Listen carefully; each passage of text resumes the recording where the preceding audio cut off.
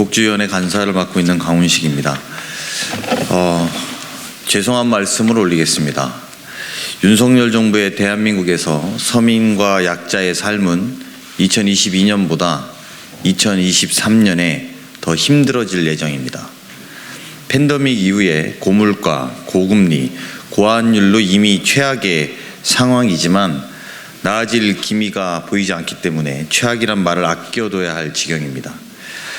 경제적, 사회적 위기를 겪을 사람이 늘어날 것이라는 예상에는 누구도 이견이 없음에도 취약계층의 안전망인 사회복지 영역의 예산들은 뭉텅뭉텅 줄였습니다.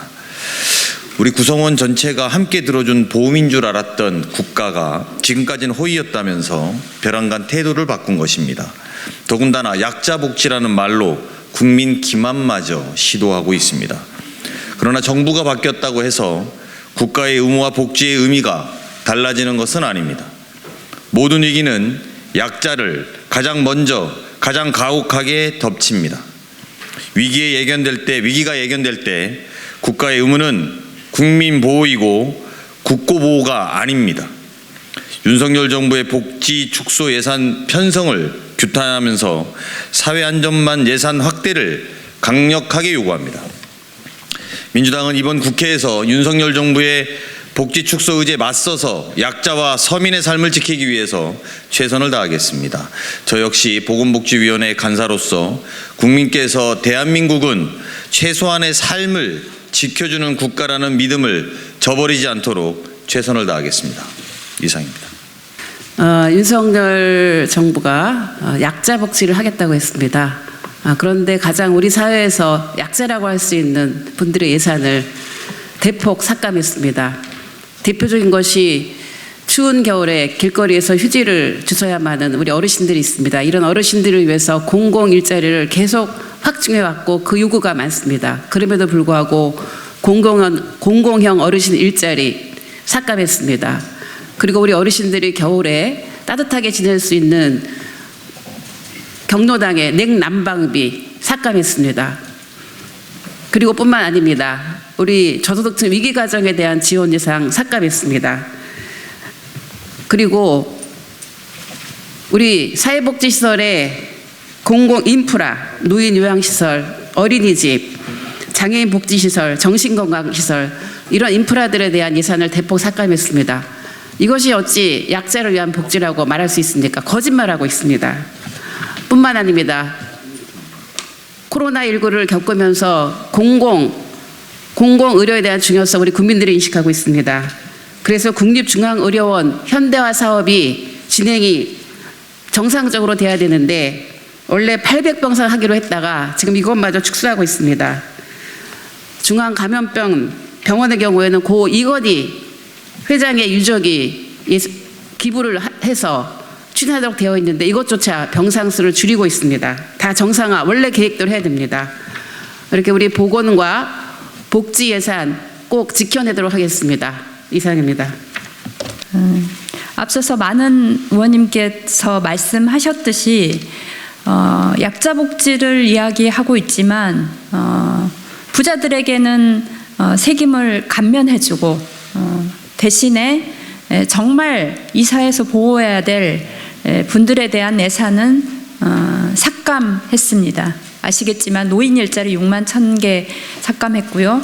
특히 지난 여름에 수해 반지하 문제를 해결하겠다고 공언했지만 공공임대주택을 비롯해서 실제로 정말 없는 서민들을 위한 공공주택 관련해서 예산은 대규모 삭감했습니다. 정말 심각한 문제입니다. 더불어서 건강보험과 관련해서 한 말씀 드리겠습니다. 윤석열 정부는 지난 8월 건강보험 보장성 강화 대책으로 추진된 MRI, 초음파 등의 급여화를 예로 들며 건강보험 재정이 악화된다며 TF를 구성했습니다. 그러나 실제 건보 재정을 악화시키는 원인 중 하나가 정부 자신임을 알아야 합니다. 감염병 환자의 진료 및 보호는 국가와 지방자치단체 책무이고 경비 또한 국고로 부담하도록 감염병 예방법에 명확하게 명시되어 있습니다. 그러나 정부는 코로나19 치료비와 진단검사비를 지원할 때 건강보험을 우선 적용하고 나머지 비용만 국고로 지원하고 있습니다.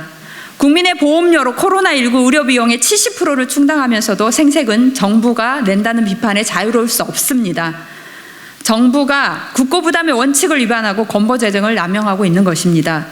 건강보험에 대한 국고 지원은 과소 지원하고 감염병 진료에 대한 국가 부담은 건강보험에 전가하고 있는데 과연 건보 재정이 악화된다면 그 원인은 무엇이겠습니까? 정부는 자신들부터 되돌아보시기 바랍니다. 이에 정의당은 2023년 코로나19 환자 진료비 중 건강보험료 부담이 예상되는 격리 입원 치료비 226억 원과 진단검사비 549억 원 등 총 775억 원의 증액을 요구합니다. 코로나19 의료비용이 국고 부담을 강제하고 건강보험 재정 건전성 확보를 위해서라도 이번 예산 증액은 반드시 필요합니다. 더불어서 앞서 말씀드린 것처럼 실제로 정말 약자를 위한 서민을 위한 삭감된 다양한 예산은 반드시 회복시키도록 정의당도 최선을 다해서 노력하겠습니다. 감사합니다. 안녕하세요. 참여연대 사회복지위원회 위원장 김진석입니다. 윤석열 정부의 출범 이후 첫 번째 예산안이 발표되었습니다. 새 정부의 첫 번째 예산안은 정부 출범과 더불어서 국민에게 제출한 새 정부의 국정운영 철학, 비전, 그리고 구체적으로는 국정과제에 대한 실질적 첫 발을 떼는 기획을 반영한 것으로 그 의미가 크다고 할 수 있습니다. 윤석열 정부의 첫 번째 예산은 총 지출 639조 원 규모를 제시했습니다. 총 지출이 전년 대비 5.2% 증가했지만 추경 대비로는 오히려 6% 감소한 것이고 지난 5년 동안의 평균 총 지출 증가율 규모였던 9%에 가까운 증가율을 비하면 턱없이 부족한 긴축 재정 기조로 보입니다.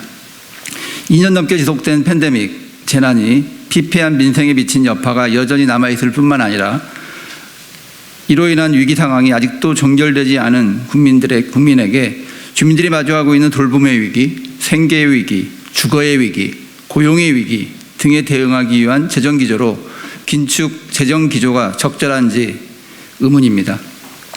2023년 보건복지부 예산은 109조 원으로 전년 대비 11.8% 증가한 것으로 보이지만 2022년 추경을 기준으로 할 경우 7.5% 증가한 규모입니다. 하지만 앞서 말씀드린 바와 같이 감염병 재난 상황에서 시민들이 직면한 돌봄과 소득과 고용의 위기, 그리고 작금의 고물가, 고금리, 고환율, 고유가 등 복합적 경제 위기로 인한 시민들의 어려움에 대한 고민은 반영되어 있지 않습니다.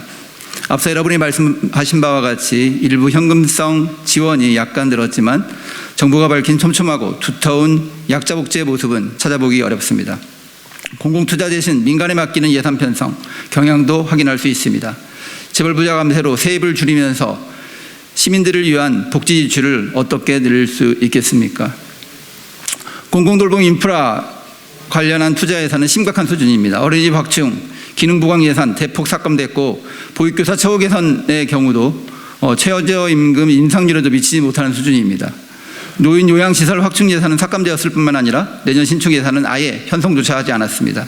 노인 분야 주요 사업별 증가분은 주로 노인 인구 증가에 따른 자연 증가분을 반영한 것으로 사실상 다수의 사업은 감축이 불가합니다. 또 공공의료 관련 예산도 대폭 삭감하고 건강보험 국고 지원도 법정 지원금에 미치지 못하며 취약한 지역과 계층을 위한 의료 지원 항목도 감액되었습니다. 정부는 예산안 설명자를 통해서 2023년 예산의 의미와 기조를 첫 번째, 기존 확장 재정에서 건전 재정 기조로의 전환, 둘째, 국정과제 이행을 위해서 할 일을 하는 예산, 셋째, 역대 최대 규모의 지출 재구조화를 통한 재원 마련을 들었습니다. 정부는 또한 2023년 예산의 중점 투자 방향으로 모두가 함께 행복한 사회 구현을 강조하였습니다. 모두가 행복한 사회, 긴축과 건전재정 기조로는 이룰 수 없습니다. 지출 재구조화를 통한 재원 마련이 답이 될 수 없습니다. 민간에 맡기는 방식으로 해결될 수 없습니다. 실질적으로 감축된 예산으로 정부가 할 수 있는 일은 감축된 만큼 정확히 그만큼 줄어들 뿐입니다. 2023년 예산안에 대해서 전반적인 재검토를 요구합니다. 예, 민주노총 부위원장 한성규입니다. 윤석열 대통령은 아시는 것처럼 후보 시절부터 사회적 약자를 위한 두터운 복지를 약속했습니다. 하지만 취임 이후 그 약속은 그 어디에도 보이지 않습니다. 코로나 재난이 계속되고 특히 경제 위기가 계속되고 있는 속에서 노동자, 서민들의 고통은 가중되고 있습니다. 이럴 때일수록 국가의 역할은 더욱 중요합니다. 그러나 윤석열 정부는 거꾸로 가고 있습니다. 지난 6월 새 정부 경제정책 발표를 하면서 재벌과 부자들을 위해 대규모 감세를 선언했습니다. 기재부 발표에 의하면 5년간 60조 원이 넘는 감세 규모라고 합니다. 그런데 그동안 기재부의 행태를 봐서 그 60조도 훨씬 뛰어넘을 것이라고 하는 판단이 더 우세합니다. 이러한 감세의 부작용은 노동자, 서민들에게 고스란히 전가되고 있습니다. 정부가 제출한 23년 예산안을 보면 취약계층 복지 예산이 대폭 축소 삭감되었습니다. 하지만 정부는 23년 예산안에 대해 마이크 화면이 안 나와가지고 나중에 다시 한번 23년 예산안에 대해 따뜻한 복지를 담았다며 복지 예산이 24조가 증가되었다고 주장합니다. 이러한 정부의 주장은 사실이 아닙니다. 물가 상승, 노인 인구 증가에 따른 공적연금 자연 증가분일 뿐 실제 복지 예산은 13조 원이 축소되었습니다. 이러함에도 윤석열 정부는 약자 복지를 외치고 있습니다. 이는 거짓입니다. 정부 제출 예산안에는 어린이, 노인, 돌봄 인프라와 초우 계산 예산이 삭감되거나 아예 편성조차 되지 않았습니다. 또한 코로나 재난 시기 공공의료의 중요성이 더욱 부각되었지만 공공의료 예산은 삭감되었고 오히려 의료 공공성을 약화시키는 의료 산업화 예산을 추가하였습니다. 이제 윤석열 정부의 복지 축소와 민영화 예산 기조를 국회가 나서서 바꿔야 합니다. 민주노총도 11월 12일 10만 총궐기 투쟁을 시작으로 윤석열 정부의 반노동, 반민생, 친재벌 정책을 저지하고 이번 정기국회에서 노동민생 개혁법안 쟁취를 위해 시민사회와 함께 투쟁할 것입니다. 감사합니다. 네, 저는 빈곤사회연대 사무국장 정성철이라고 합니다. 네, 사회안전망 예산은 모두가 아시다시피 우리 모두의 요람에서 무덤까지 필요한 예산입니다. 그런데 이 예산안을 보면 우리 삶의 요람에서 무덤까지 불안할 수밖에 없겠구나, 고통받을 수밖에 없겠구나라는 생각이 들지 않을 수 없습니다. 앞서서 삭감된 예산들을 말씀을 해주셨는데요. 한국 사회 마지막 안전망이라고도 불리는 기초생활보장제도 예산은 증가했습니다. 그런데 그 증가한 것을 보면 기준중위소득 매년 인상되기 때문에 자연 증가할 수밖에 없는 그런 것들 뿐입니다. 사각지대, 한국 사회 빈곤율 15%, 16%를 만들어내고 있는 부양의무자 기준, 근로능력평가와 같은 선정 기준은 전혀 개선되지 않았습니다. 그리고 저는 정말 의아했던 게 이 기준중위소득이 인상되면 그에 따라서 신규 수급 가구가 유입될 텐데 거기에 대한 예산도 산출하지 않았습니다. 이런 예산을 편성하는 것이 국가 운영을 하는 사람들이라고 이야기할 수 있는지 저는 도대체 의문이 들 수밖에 없습니다. 더불어서 조건부 수급자가 참여하는 자활사업 예산은 삭감됐습니다. 노동시장에서 밀려나고 더 이상 취업할 수 없는 사람들이 국가의 도움을 청해서 자활사업에 참여하겠다고 하는데 일자리가 없습니다. 일자리 종류가 다양하지 않고 임금이 최저임금에 못 미치는 것, 그것을 마주하기 이전에 대기해야 합니다. 3개월, 4개월, 1년 대기해야 합니다. 어떤 지자체에서는 3개월 이상 일자리가 안 나면 다시 알아서 취업하라 라는 임의각서에 서명을 받고 있습니다. 노동할 수 없어서 밀려나서 도움을 청하러 국가에 찾아갔더니 다시 밀어내는 것이 국가의 역할이 맞습니까? 더불어서 사각지대를 이야기할 때 기초생활보장제도와 함께 긴급복지지원제도가 언급됩니다. 올해 대비 내년에 40% 인상됐습니다. 그런데 2021년과 비교해보면 200억가량 삭감됐습니다. 당시 감염병 대책으로 추경했던 액이 컸기 때문입니다. 그래도 부족했습니다. 그렇게 추경을 했었음에도 2021년 조기 소진됐습니다. 매년 긴급복지 예산은 그래왔습니다. 당연합니다. 전 국민의 위기 발생 시 이용할 수 있어야 하고 개입해야 하는 긴급복지 예산 총액이 6천억 안팎에 불과하기 때문입니다.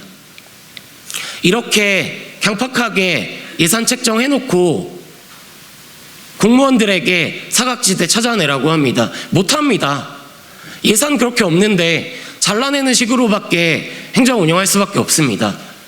지난 8월 수원에서 세무녀의 안타까운 죽음이 있었습니다. 이후에 정부는 이전과 다르지 않게 더 많이 발굴하겠다라는 악습을 답습했습니다. 찾아내도 발굴해도 발굴당해도 이용할 수 있는 복지제도가 없는 것이 현실입니다. 이건 한국 사회가 경험적으로 알고 있고 전문가들이 좋아하는 통계로도 나와 있는 수치입니다. 현재 예산은 빈곤율 16%, 15% 현상 유지하겠다, 더 확대하겠다라는 것밖에 되지 않습니다. 앞에서 강은미 의원님이 말씀해 주셨습니다. 국회 앞에서 오늘로 24일째 공공임대주택 예산 삭감 농성하고 있습니다. 가난해서 죽고 장애가 있어서 죽고 집답지 않은 공간에서 죽는 것이 안타까울지언정 어쩔 수 없는 일로 치부되는 것은 아닌지 국회와 정부에 묻고 싶습니다. 추모와 애도가 관성으로 작동하는 것은 아닌지 묻고 싶습니다. 그런 사회라면 미래는 없을 것입니다. 국회에 요구합니다. 정부에서 말도 안 되게 책정해 놓은 삭감한 이 예산 바로잡아 주십시오. 민생이라고 이야기할 수 있는 가난한 사람들, 장애가 있는 사람들, 아동부터 노년기까지 필요한 사회 서비스 우리 모두가 필요한 만큼 적절하게 보장받을 수 있는 예산 논의 꼭 해주시길 촉구하겠습니다. 이상입니다. 목포 출신 국회의원 김원입니다. 기자회견문 낭독하겠습니다. 윤석열 정부에게 약자를 위한 시민을 위한 복지는 없다. 빈곤, 공공돌봄, 공공의료 예산 대폭 확충하라. 윤석열 정부는 총 지출 639조 원 규모의 2023년 예산안을 제시했습니다. 총 지출이 전년 대비 5.2% 증가했지만 추경 대비로는 6.0% 감소한 것입니다. 지난 5년 동안의 평균 총 지출 증가율 8.7%에 60% 수준밖에 되지 않는 규모입니다. 윤석열 정부의 긴축재정 기조에 기인한 예산 편성이라 할 수 있습니다. 보건복지 분야 예산은 109조 원으로 이는 2022년 추경 대비 7.5% 증가한 규모입니다. 하지만 윤석열 정부의 예산안에는 감염병 재난 상황에서 시민들이 직면한 돌봄, 소득, 고용 등의 위기와 작금의 고물가, 고금리, 고환율, 고유가 등 복합적 경제 위기로 인한 시민들의 어려움에 대한 고민은 전혀 반영되어 있지 않습니다. 현금성 지원만 찔끔 늘렸을 뿐 정부가 밝힌 촘촘하고 두터운 약자 복지 투자는 어디에도 찾아볼 수 없습니다. 공공투자 대신 민간에 맡기는 예산 편성 경향도 확인할 수 있었습니다. 재벌 부자 감세로 세입을 줄이면서 시민들을 위한 복지 지출을 어떻게 늘릴 수 있겠습니까? 위기는 가장 취약한 계층에게 집중됩니다. 그런데도 윤석열 정부는 생계 규모 예산의 기준 중위소득 증가율만 반영하고 수급자 규모의 증가 여부는 전혀 고려하지 않았습니다. 긴급 복지 지원도 기준 중위소득 인상에 따른 예산만 편성했을 뿐 규모를 확대하지 않았고 자활사업 예산은 되레 감액했습니다. 네, 최혜영입니다. 이어서 낭독하겠습니다. 돌봄 공공인프라 투자 예산은 심각한 수준입니다. 네. 어린이집 확충과 기능 보강 예산은 대폭 감액됐고 교육고사 처우에서는 최저임금 인상률에도 미치지 못하는 수준입니다. 노인요양시설 확충 예산은 삭감되었을 뿐만 아니라 내년 신축 예산은 아예 편성조차 하지 않았습니다. 이는 윤석열 정부가 2025년 초고령화 사회 진입을 앞두고도 노인 돌봄에 대한 고려가 전혀 없다는 것을 방증합니다. 또 공공의료 관련 예산도 대폭 삭감됐고 건강보험 국고 지원도 법정 지원금에 미치지 못하며 취약한 지역과 계층을 위한 의료지원 항목도 감액되었습니다. 특히 복지사업 일부가 지역균형발전 특별회계로 이관되었고 대부분의 사업이 지역을 육성하는 목적의 지역지원 개정 항목으로 편성된 것입니다. 그러나 이관된 복지사업은 전국적으로 지역 간 차별 없이 보편적으로 시행되어야 함에도 대거 지역지원 개정으로 포함된 것은 목적과 취지에 부합하지 않습니다. 복지사업의 안정적 시행을 위해 회계 이관은 재논의되어야 합니다.